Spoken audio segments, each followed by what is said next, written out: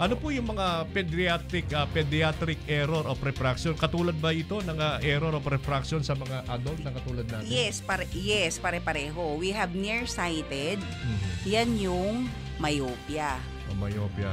Opo. Or para maintindihan ng mga in layman's term, long yung eyeball. Nearsighted is long yung eyeball. Yung nakikita mo yung malapit lang.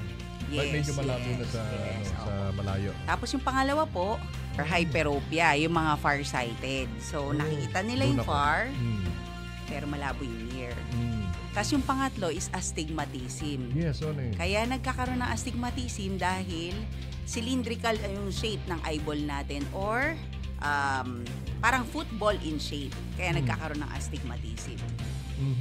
Tapos, pag 40 years old na tayo, ang tawag sa atin, presbyopia, yun yung mga gumagamit na ng doble vista. So, yes. Pag 38 to 40 na tayo, so maliwanag yung malayo, pero yung malapit, super labo. Kaya nilalayo na po natin. Dati ako, doktora, nearsighted lang ako eh.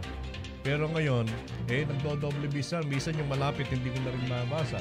So, itong salamin na ginawa sa akin, progressive yata, tawag dito. Malayo, may malayo, computer, at saka reading. Pero yan ba yung makukorek ka? Ano ba yan? Reversible ba yung presbyopia?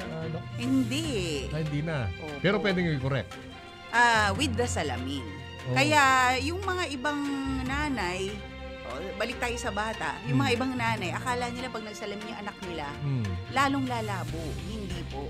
So, pag may salamin, corrected yung vision. Ganun yung pagkakilala nung pag hindi nagsalamin, lalong magkakaroon ng lazy eye. Lazy eye, akala nila nalilihis yung mata. Anong sinabi mo sa akin nung isang amblyopia? Amblyopia. Amblyopia. Lazy eye.